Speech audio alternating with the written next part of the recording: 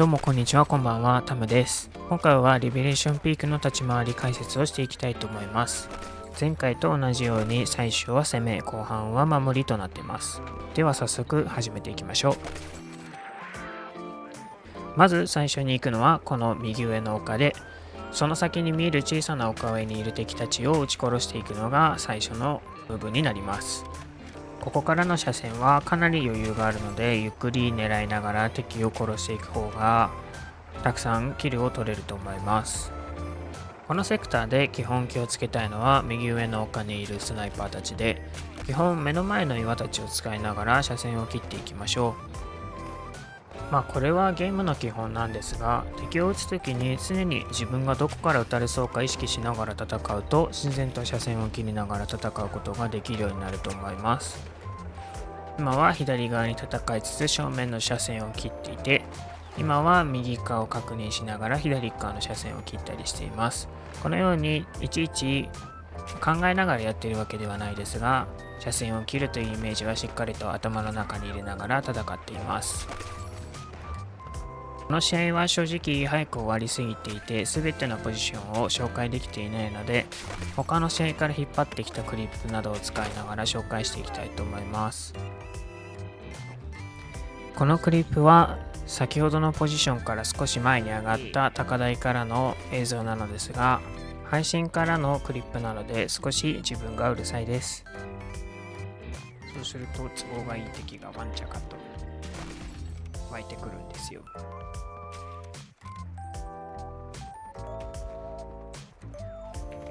リロードして、でもう一個前に出る。ここのポジションは先ほど配信で自分が言っていたように、都合がよく敵が右側の敵しか見ていないので絶好のポジションなのですが、一回撃たれ始めると面倒なことになるので、すぐポジションを変えてまた別のポジションから撃ちましょう。こんな感じで車線を広げながら A の横側の敵を撃っているだけで、このセクターは簡単に取れると思います。続いて向かうのはこのセクター2なのですが、そのセクター2に向かう前にセクター2に逃げていく敵の背中をボンボコボンボコ撃っていきましょう。もちろんこの時に忘れてはいけないのは車線管理で、目の前から敵がよく撃ってくるので注意しながら前に進みましょう。このセクターでも基本的にやることは同じで、右の丘上を前に向かって歩きつつ少しずつエリアを広げていくイメージです。ただこのセクターは少し開けているので、目の前のこの先にいるスナイパーやこの左側にいる敵たちに両方から撃たれるような状況に置かれることが多いので、しっかりと先ほど言った車線管理をすることを忘れないようにしましょう。今いるこのポジションなのですが、普段はこんなにフリーで取れることはなく、ちゃんと敵がたくさんいるので、ゆっくりとその敵を殺しつつ前に進んでいきましょう。基本的な優先順位は正面が1番、左が2番目、奥が3番目くらいの意識でここのセクターは進んでいくといいと思います。今から向かう場所は自分が一番お気に入りの場所なのですが、一番取るのが大変なところでもあります。ここの少し下先を上がっていくのですが、上がるときはちゃんと右を回ってから上がっていきましょう。そうしないと挟まれてしまうので、ちゃんと右から順に殺していくのが大事です。今見えているのがそうなのですが、 B の中の敵が丸見えになるのでとても強いポジションですが、時間が経てば経つほどこの目の前の青い建物が消えてなくなるので、さらに車線が増えて強いポジションになります。ぜひ狙っていきましょう。セクター2が取れた後はすぐこの岩に向かいましょう。そうすると A で固まっている敵がたくさん見えるので、屈伸をしながら弾を避けつつ狙っていきましょう。このセクター2なのですが、正直言ってスナイパーにとっては不利なセクターだと思っています。この A が取れた時点で攻め側はいいポジションが少ないので、少しずつ回っていったり敵を見つけながら殺していく流れになると思います。余談なのですが、このようにチャットがうるさいのはいわゆる海外サーバーだからです。このセクターで大事になってくるのはいかに敵の横を取るかってことなんで、ドローンを使うのは全然ありだと思います。むしろ使った方がいいと思います。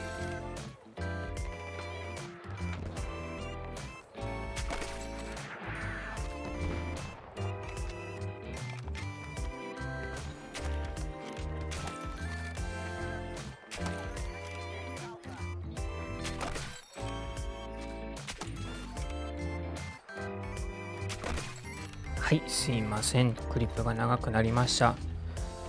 だいたいここの手前の敵がキルできたなと思ったら、少し前に出て、次は屋根上や岩上にいる敵を狙っていくのが自分が普段行っているムーブになります。さっきも言ったのですが、本当にこのセクターは味方頼りすぎるので、この味方が前に行って今狙っている大きな岩の上まで、下まで行ってくれたら、この大きな岩の上を取って B を狙ったりすることができるのですが、だいたいそこまで行ってくれる味方がいないので、普段はこの左下をぐるっと回ってその B の横にいる敵を狙っていくのが自分は普段やってることが多いです。はい、ちょっと長かったので、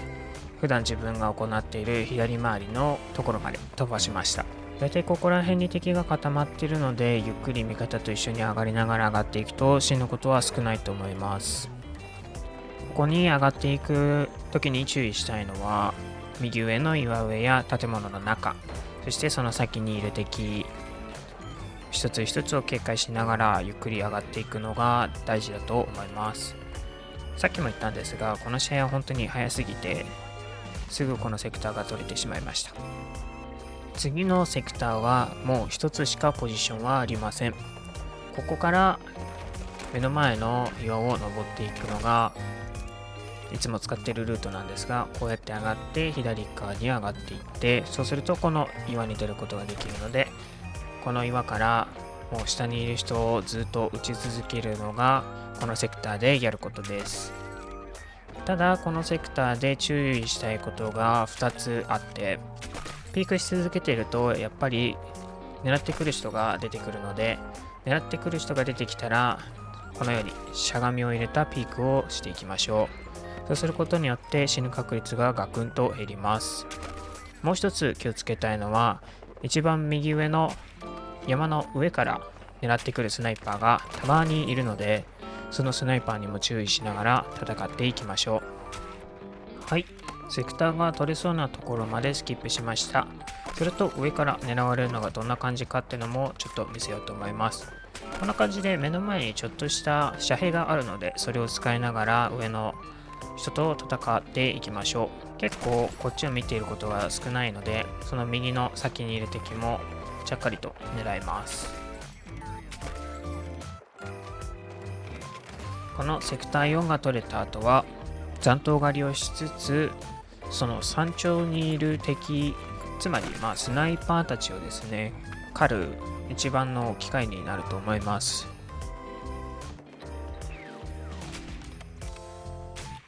あっちから見て右下から上がってくる敵が多いと思うので、こっちを狙っている敵をあえて自分も右側から行くことによって少し斜め横から撃つような構造になるので、そうするとたくさんこのようにスナイパーを見つけることができます。あとこの小さなタレットを案外抜けるので、ゆっくり狙って遠くから間を狙って撃つといいでしょう。そうすると案外殺せます。この最後のセクターなのですが、エリアの近くまで行ってしまうと正直スナイパーは嫌いなところがあると思います。この画面には映ってないんですが、右側に丘があって、そこの上に行けばサイトは見えるかなくらいの景色がゲットできるんですけど、正直言ってキルペースが悪くなるので普段自分は使ってません。唯一上げられるのは2つのポジションなのですが、配信のクリップを使っていきたいと思います。こいつが使っているポジションが優秀。はい、今のポジションからサイトの中を撃つか、この左上の丘上から斉藤打かの2択になってくるのですが、どうしても敵との交戦距離が近いので、なかなかそこを保持するのは難しくなってくると思いますが、先ほども言った通り気合になってくると思います。以上で攻めの解説を終わりたいと思います。はい、守りの最初はこの小さな岩に一目散に走っていきましょう。この岩を取るのは正直最初にしかできないと思うので、ここに来ることを第一目標にしましょう。ここを取るメリットはこのようにリスキルができてしまうこともあるんですが、右と左の車線を切りながらどっちにも戦うことができるのが最大の特徴だと思います。あとここの特徴としては、戦車がなかなか上がってこれないのも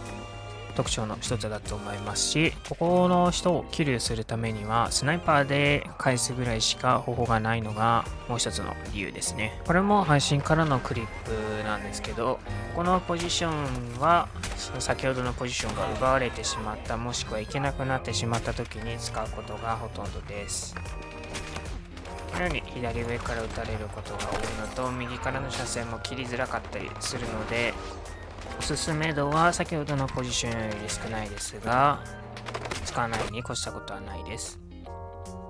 続いてのセクターに移っていきたいと思います。続いてのセクターは先ほどと同じように左側に出続けるのが基本になってくるのですが、最初はここのポジションからセクター1から来る敵を撃ち落としていくのを目標にしていくといいと思います。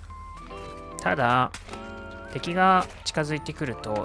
ぱりこのポジションも維持するのがきつくなってくるので、次のポジションに移っていくことをおすすめします。今から紹介するポジションはこのエリア外から向かっていくと見られてないことが多いんですが、今回はかなり打たれましたね。ただこのポジションに入りさえすれば、このように車線を右左から顔を出しつつ敵を狙うことができるので、かなり強いポジションだと思います。そしてここにいる利点は B をゆっくりと狙うことができることですね。ここにいるだけでこのセクターを守りきれる確率が格段に上がると思います。ここまで手前に敵が入ってしまうときつくなってしまうのも事実で、そうするとどこに行くかってなると B の中にある建物の横に立ってこちら側を狙うかするかしかないと思います。守りって結構攻めと違って余裕がないことがほとんどなので、状況を読みつつポジションを変えていくのが大事だと思います。続いて先ほどのセクターが取られた後のムーブなのですが、この小さな岩の手前に張り付いてその B から流れてくる敵を撃つか、その左上に小さな丘があるのでそこから頭出しで狙ってくる敵を撃つかの2択になると思います。ただこのポジションはもちろん長く保持できないので、最初のキルだけを狙うのが目的ですね。手前側取られてしまった後どこに行くかは2択あるんですけど、まずこの一つはこの大きな岩の上ですね。ただここはスナイパーからの車線が通りやすくて、かなり気をつけながらピークしないとすぐ殺されてしまうので、常に動き続けることを意識しましょう。そしてもう一つは目の前にある家なんですが、今はもう破壊されてしまっていけないんですよ。そこって戦車が撃ちまくってきて破壊されることがほとんどなので、このセクターの最初らへんぐらいにしか使えないので、行ける時に行きましょうなポジションですね。このように小刻みに場所を変えながらピークするのもいいと思います。ただこのセクターは攻めも守りもかなりクソですね。はい、第3セクターが取られた後どこに行くかは2択一応あるんですが、自分が最初に行くのはこの右大外ですね。この右大外はちょっとアグレッシブなので保持するのは難しいんですけど、エムに自信があるよって人はかなりおすすめです。なぜならこのようにたくさんの敵が左上に上がっていくのが見れるので、それを結構フリーで撃てるんですよね。ただここは戦車がたまに来るので、その戦車が来た場合は諦めた方がいいですね。はい、その右下が取られた、もしくはあんなに近い距離で戦いたくないよって人はこの左上をおすすめします。結構交戦距離が遠いのでゆっくり狙える時間があると思います。ただ、サイトの助けができないので、高確率で早い段階でサイトが取られてしまうのがたまに傷ですね。案の定、そこを取られてしまったので、最後のセクターに移りたいと思います。最後のセクターは、この右上の高台ぐらいしかおすすめがないんですよね、スナイパーにとっては。どうしても他の場所だと光線距離が近くなってしまったりするので、ここのポジションは上がってくるのも大変なので、味方にカバーを任せつつ上から撃ち下ろしていくのがベストだと思います。ただもちろん、スナイパーがたくさん狙ってくるので、頭出しを意識しつつ、しゃがみを入れつつ、ピークをしていきましょう。もちろん、撃つのもなるべく早くした方がいいと思います。なぜなら、相手に狙う時間を与えてしまうからです。はい、いかがだったでしょうか。以上でリベレーションピークの解説を終わりたいと思います。また次回作も作ろうと思っているのですが、どのマップにしようかとかは決めてないので、リクエストがあればぜひコメントで教えてください。まだまだ続きを更新する予定なので、よかったらチャンネル登録と高評価をして次回作をお待ちください。2ヶ月以内には作ります。ご視聴どうもありがとうございました。